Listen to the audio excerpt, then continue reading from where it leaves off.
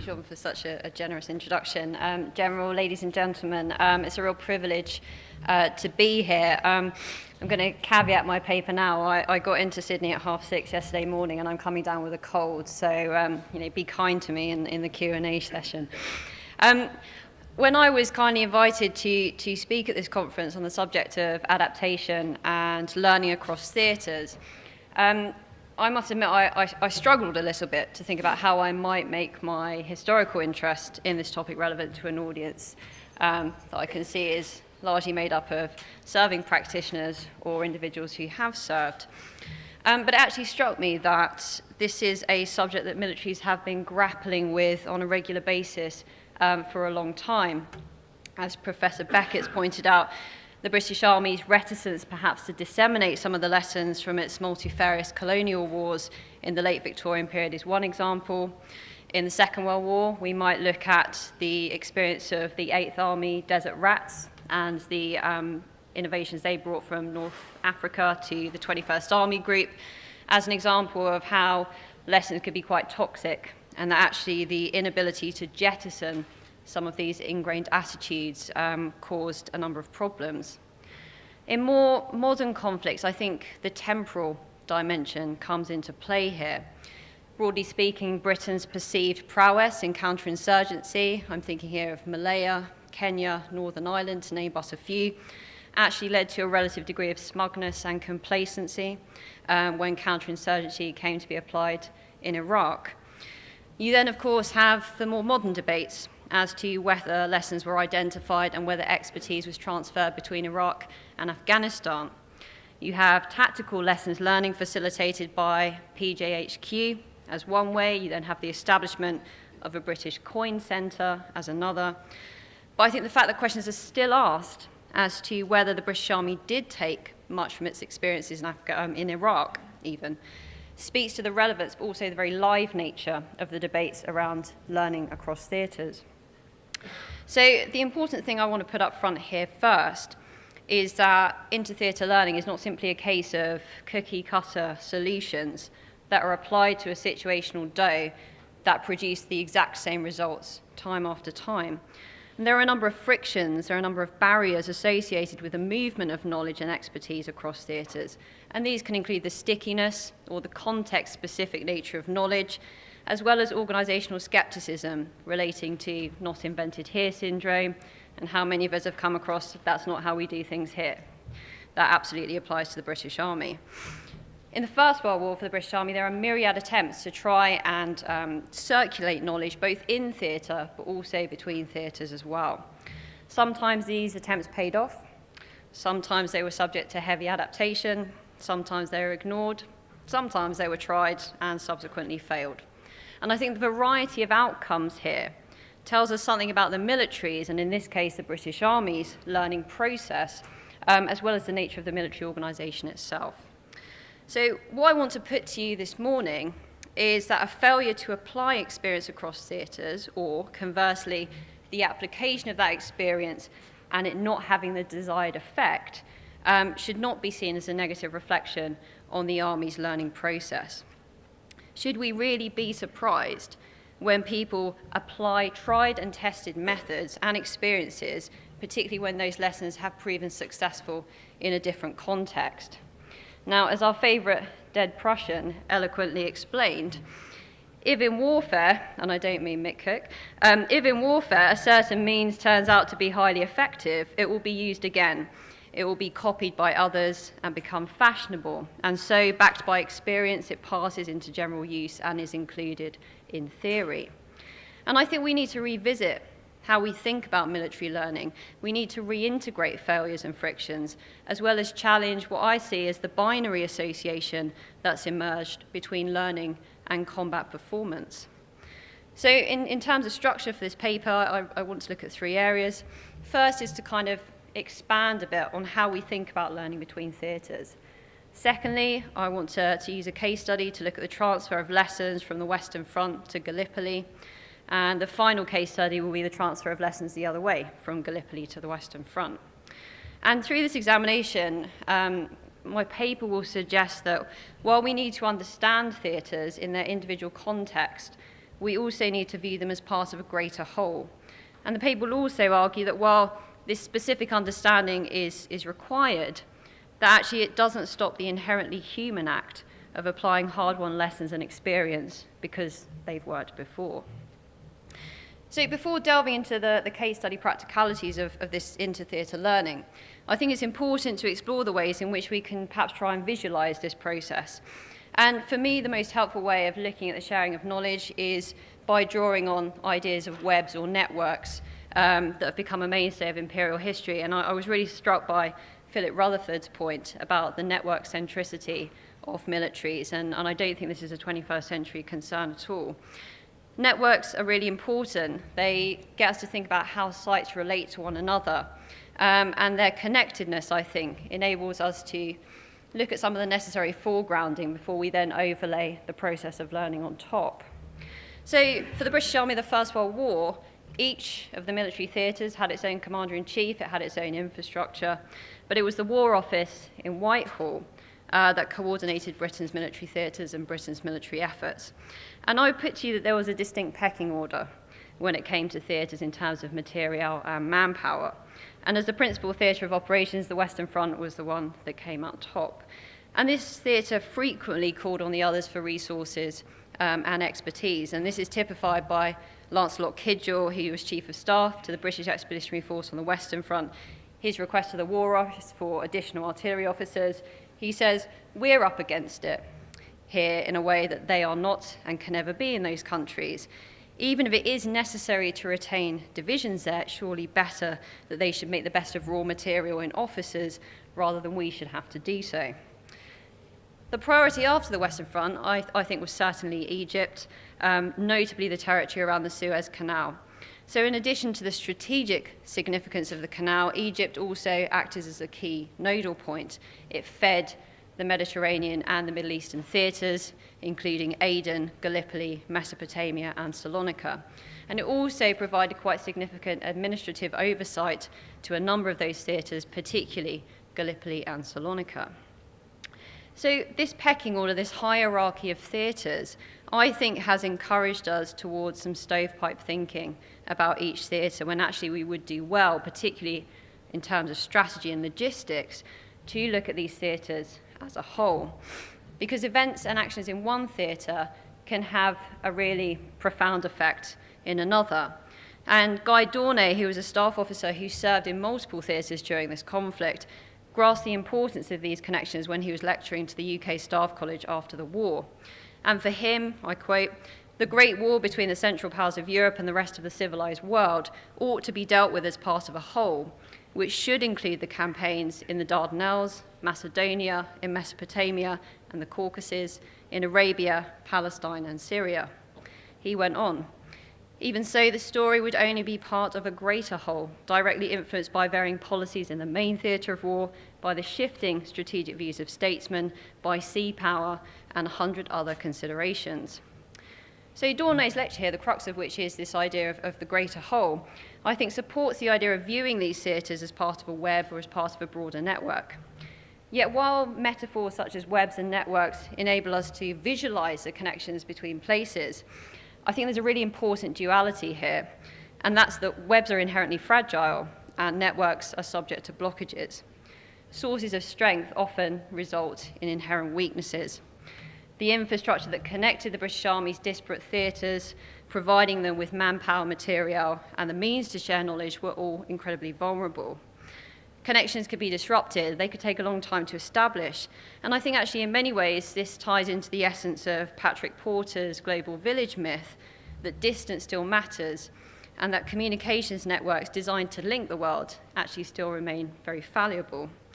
We're not always connected all of the time. So in short, even before we contend with the obvious difficulties of sharing knowledge, we need to recognise the constraints, the frictions that relate to the relative stability, or in some cases, instability, of the infrastructure networks that connect these theatres. And without this web of links, letters, publications, personnel all remain spatially fixed and are therefore unable to exert a broader influence. So having outlined some of the frictions that were very much part and parcel of moving expertise and knowledge, I want to look at this first of my 2 case studies, which is the relationship between the Western Front and Gallipoli. Now, I'm not going to go into the micro details of the hows and whys, but I do want to challenge the myth that was initially propagated by Charles Bean, in fact, that little advice came from the Western Front. While it's true that in the early days of the war there wasn't a formal policy for sharing knowledge between theatres, this did not mean that it didn't happen, far from it, in fact. I think in the early years of the war, what we see is the very highly personalised, individual-driven approach of the British Army coming to the fore, notably through the use of informal social networks. Individuals drew on, they exploited their personal and professional networks to procure the most up-to-date knowledge from the main theatre of operations. So take Henry Beaver Delisle as our first example. He's the British commander of the 29th Division.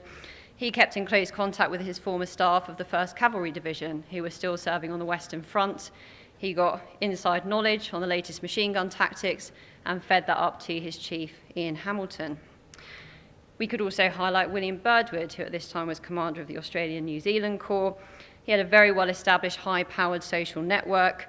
He frequently exchanged correspondence with Maurice Hankey, who's the Secretary of the Committee of Imperial Defence, and he got the latest developments from the UK and France relating to Livens projectors, smoke bombs, and the Stokes mortar, and how they might potentially be used at Anzac. So while these social networks, perhaps, to our eyes, seem rather parochial, suggesting that actually the army was more interested in massaging its social ethos rather than its intellectual one, I think that actually they're a really useful and understudied way of exchanging knowledge and expertise, because social networks actually allow individuals to circumvent some of the unwieldy formal systems that spring up, reducing knowledge lag. And I think we can even see that today with the Wavell Room, the Cove. These are new ways of exploiting those social networks, new ways of circumventing unwieldy formal systems. And I think in many instances, people learn by listening to the experiences of their peers rather than through massive tomes of standard operating procedures. And this is absolutely no different to today.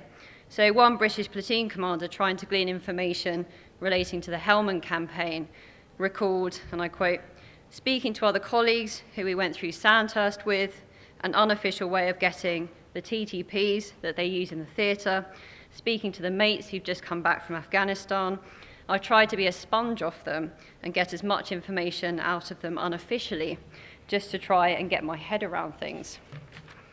So naturally, of course, there are downsides to this informal sharing of experience. It's situational, it's ephemeral, it's opportunistic, and it's of the moment. And in a way, the individual is acting on their own initiative, but they're not necessarily taking into account the organisation's standard operating procedures. There's also another downside, is that the very random nature of these informal exchanges can lead to organisational forgetting, with knowledge falling through the cracks. Yet the social network is an intrinsic part of the British Army's culture, and even had it wanted to, there was no way that the Army could actually prevent these exchanges from happening. So while the ways in which knowledge was shared was highly personalised, the actual dissemination within theatre is a combination of both formal and informal means. And I want to sort of draw on 2 examples to illustrate that, the first of which being publications. So for the Australian Imperial Force, formations were encouraged to use pre-war British publications, but they were also exposed to literature coming from the Western Front. And there was a constant drive by the force's senior commanders to try and extract the latest literature from the Western Front. And Birdwood plays a really important role here. So while the force is still in Egypt, in December 1914, he asked from the War Office for pamphlets to be able to disseminate it down to NCO level. Now, of course, just because a publication arrives in theatre doesn't necessarily mean it's read or acted upon. Makes quite nice shelf dressing, so when your CO comes down, you can show how much you've been reading. Doesn't necessarily mean it's been read at all. But there is evidence to suggest that these pamphlets were put into practice by Australian formations, particularly in their pre-deployment training in Egypt. A series of training notes from the 1st Australian Division in January 1915 highlighted the need for officers and NCOs to read this literature coming from the Western Front. And John Monash's brigade also received and trained according to the pamphlet Notes on Artillery in the Present War.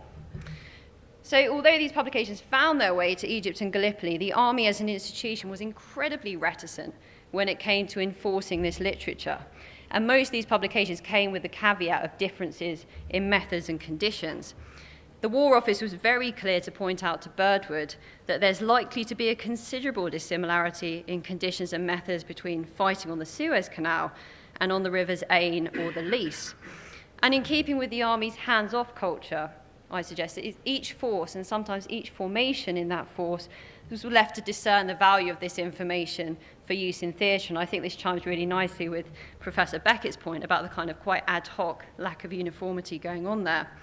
So lessons and innovations are sought after, but they're not unthinkingly imbibed out in Gallipoli.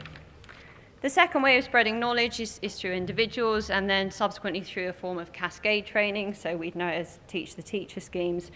And Charles Rosenthal is a good example here. So Charles Rosenthal is invalided at Gallipoli, he goes back to London, and he petitions the War Office quite vociferously to send him out to the Western Front on a research trip, essentially. And the War Office does this, and he's billeted with the British 1st Division. And he spends time with their general staff, with their artillery headquarters. He spends time with the French forces as well. And in his diary, he's got loads of references to the different fuses that they use, enemy dispositions, gun emplacements. And he also records how effective the training is. So he recalled attending a lecture given by a Royal Engineer captain regarding the construction and maintenance of trenches. And in return, he gave them details of our trench work at Gallipoli. So his tour was only 12 days in total, but he took away a lot of information. When he came back to his formation, he gathered his subalterns and subordinates around him and sort of gave over that information and encouraged them to go away and try and put this into practice.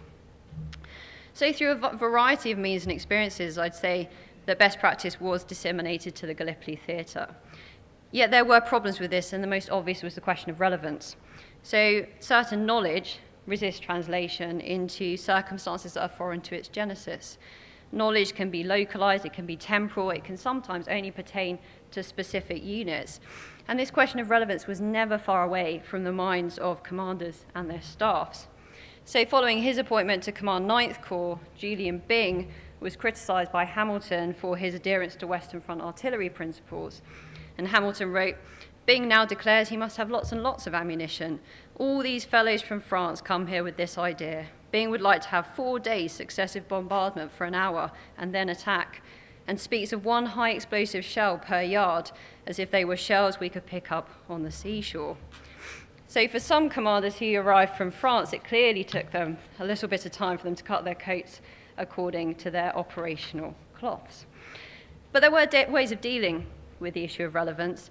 That was to ignore the lessons or to adapt them for use in theatre, and that latter approach was much more common. And this suggested that the army was still encouraging a pragmatic approach to learning.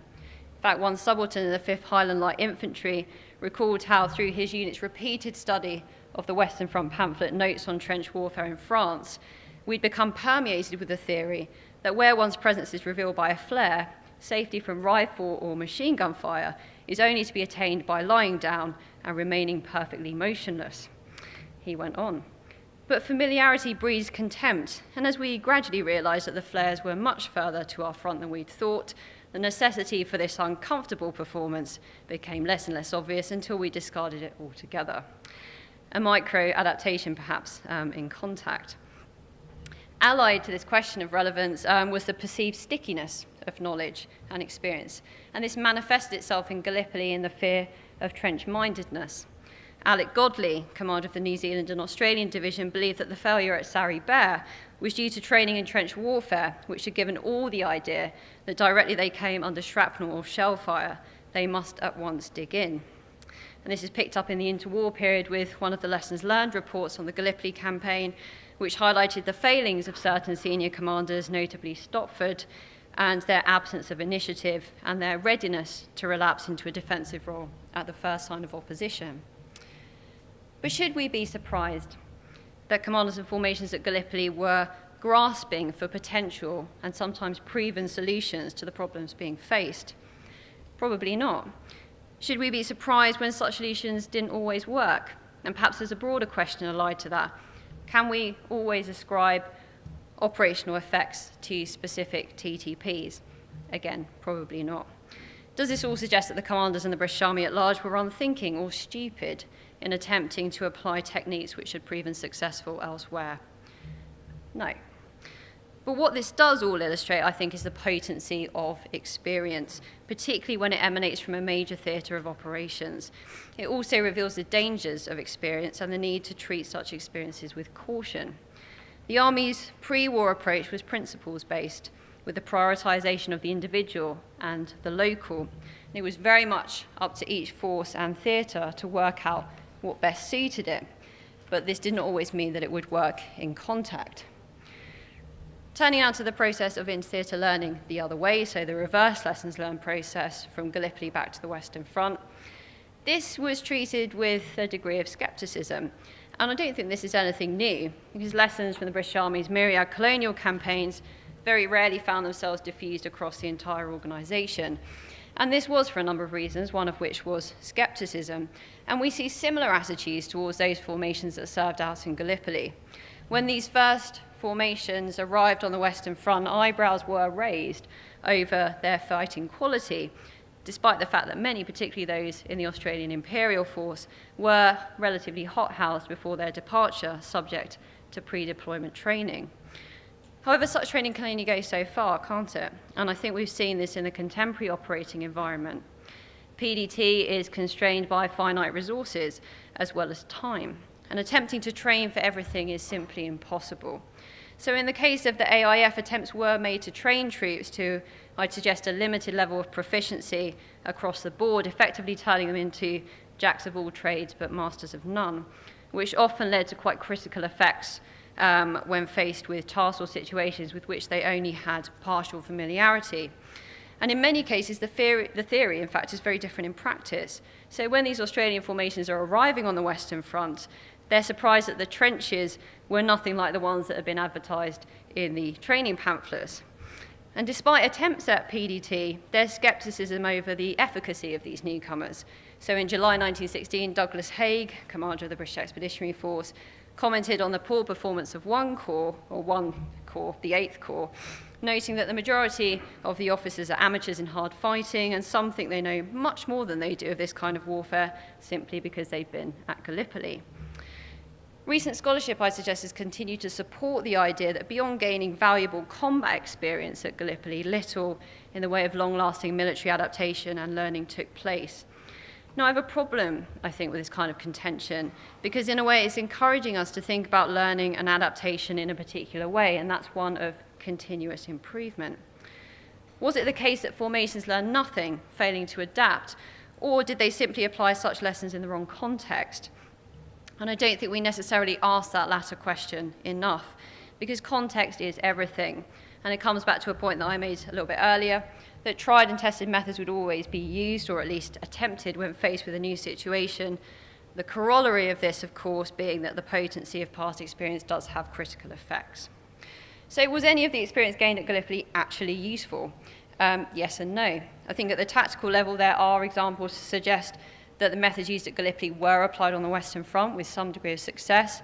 So Robert Stevenson's excellent book on the 1st Australian Division highlighted Hookie Walker's plans at Pozières, which drew upon his combination of his Gallipoli experience and also some of the observations he'd made of more experienced British formations.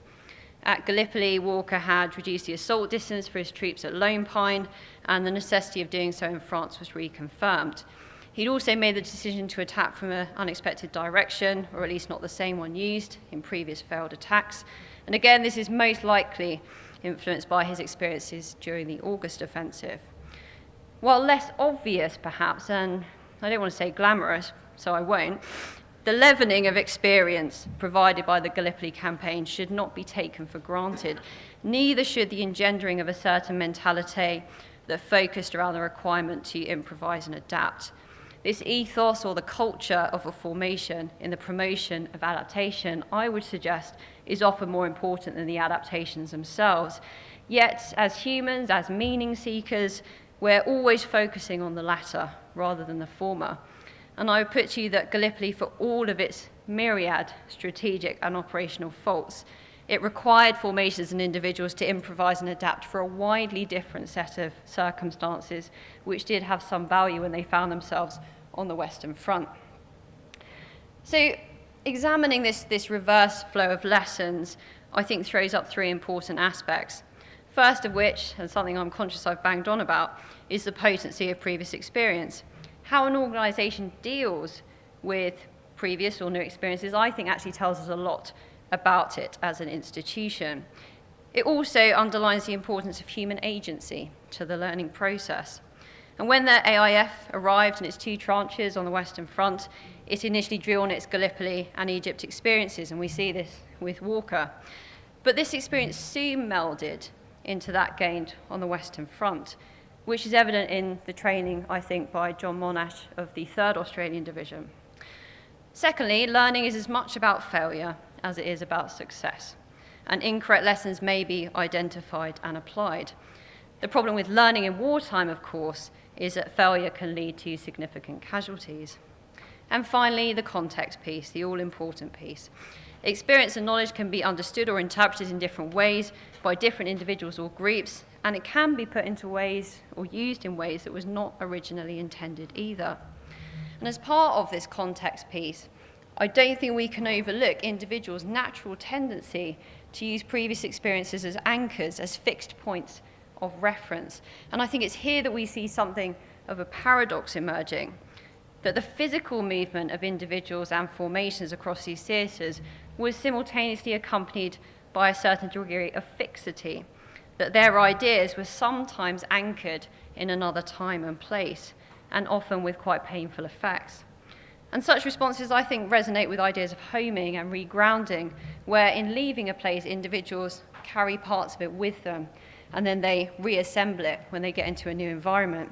I think it's important, and perhaps slightly basic, really, that individuals don't just become blank slates because they change their environments or they move to a different theatre. And I think Monash's experience of training the 3rd Division sums this up really well. He wrote in a letter to his wife, "If they give us time and equip us speedily, we're going to have some division, far and away better than Bridges took away with him. Because now that we've had 20 months' experience of war, there will not be a minute wasted in teaching things the men will afterwards have to unlearn. My 6 weeks in France will be a powerful help to me in this respect." So to pull this all together then, so it's very clear, and I make no bones about it, the difference between the Western Front and Gallipoli was stark, and there are very little similarities between these two theatres. Yet they did constitute part of Dornay's greater whole. And I think there are probably two, actually, major tensions in our understanding and exploration of inter-theatre learning. The first of which is that we need to treat each theatre individually, but at the same time, we need to consider them in concert, as events can always impact on the other. Artillery supply shortages were experienced at both the battles of Neuve-Chapelle and Festubert, for example, as a result of concurrent operations at Gallipoli. The other tension is slightly more prosaic, I suppose, and that relates to experience and practice. As Hugh Strawn has argued, each theatre has different enemies, circumstances, and challenges, and judging the measures of similarity and difference is only possible when in theatre. And he highlights Iraq and Afghanistan as two examples here, and that they may both be Muslim countries in Central Asia, but that's about where the similarities end. A specific understanding of each theatre is required, and this is where I think that tension really manifests. While true that a specific understanding is required, it does not stop the inherently human act of applying hard-won lessons because they've worked before. And that individuals may be aware of the differences between theatres, but it's incredibly difficult to prevent individuals reading through past experiences. We're a product of our experiences, and they play a really important role in shaping our attitudes and actions. Alex Alderson commented that many commanding officers preparing for Helmand in 2009 had been company commanders in Basra and were actually incredibly keen to learn from those experiences. So I want to leave you with three final points from my paper. The first of which is one I've alluded to, and that's the importance of previous experience. And it's a well-known sociological phenomenon that people use old roles as anchors or as lenses through which they view their new surroundings. And Tammy Davis Biddle has referred to these as cognitive filters in her work on the United States Air Force. And I think the potency of these previous experiences is clearly a double-edged sword, leading to the application of inappropriate lessons or TTPs. And I think we're still looking for an antidote to that particular problem. The second point, and I think the downside to that first point, is that knowledge is inherently sticky. And I think actually this manifests in how we view learning. We view learning as a really simple process, right? The movement of a neatly packaged product, in this case knowledge, from A to B, relatively simply. The reality is so different. The process is disjointed, it's complicated, it's fragile, it's subject to barriers, dead ends, wrong turns. And I think we need to spend more time reconciling and reintegrating the barriers and frictions into our understanding of learning, as they're a natural part of the transfer of knowledge, whether that's between theatres, between allies, between services, and even between units. And I think by doing this, we're rewarded with a much more comprehensive understanding of how militaries learn in times of crisis. And the final point I want to make relates to the theme of the conference itself, the skill of adaptability and the learning curve in combat. And that point is kind of twofold. How do we think about military learning, and how should we think about military learning? And I put to you that our tendency to view the association between learning and combat performance in a relatively binary fashion has actually obscured the reality of how militaries learn by hitching it to the much more complex issue of success on the field of battle. You know, we talk in the modern age about whole of government approaches, whole force concepts, whole force approaches, integrated action. We talk about things in a very holistic way, but I don't think we do that when we consider learning. And seductive, I think, as a notion may be that learning improves combat power. I think it must be acknowledged that myriad other concerns, whether terrain, weather, supply, morale, the enemy, the relative balance of forces across all arms, all complicate the association between the two to the extent they're attempting to gauge how the army learned by focusing upon how it fought becomes almost impossible. And I think by moving past this linkage, by seeing learning as a problematic process, by re-establishing the importance of human choice and behaviour, we come closer to understanding how, but also why, militaries learn in the way that they do. Thank you very much.